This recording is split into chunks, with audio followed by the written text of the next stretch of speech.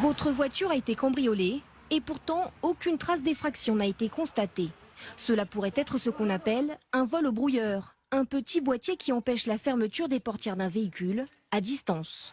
Dans ce quartier du nord de Paris la semaine dernière, 3 jeunes ont été interpellés après avoir pillé plusieurs véhicules grâce à cette technique. Comment très concrètement ils ont procédé? Le conducteur vient de se garer, il sort de son véhicule. Moi j'actionne ici pour empêcher le verrouillage. Le conducteur pense avoir verrouillé, il s'éloigne. Voilà. Et voilà. Je pars avec les affaires du monsieur.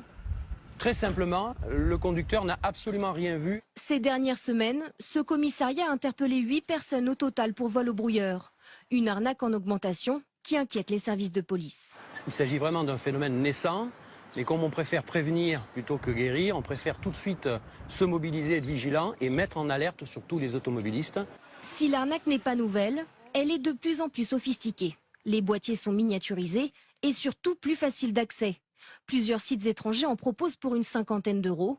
Et depuis peu, ces brouilleurs de fréquence se vendent aussi au marché noir dans certains quartiers de la capitale pour à peine 15 euros. Une tendance d'autant plus inquiétante que les voitures commercialisées aujourd'hui sont de plus en plus automatisées. Il n'y a pas de parade absolue. Certains constructeurs se sont un petit peu engagés dans la sécurisation de leurs voitures. Pour autant, on peut empêcher de fermer la grande majorité du parc automobile actuellement en circulation. Seule solution aujourd'hui, la vigilance. Vérifiez systématiquement le verrouillage des portières du véhicule, mais aussi ce qu'il se passe autour de vous. Car la portée de ces brouilleurs ne dépasse pas les 30 mètres. Les malfaiteurs ne sont donc jamais très loin.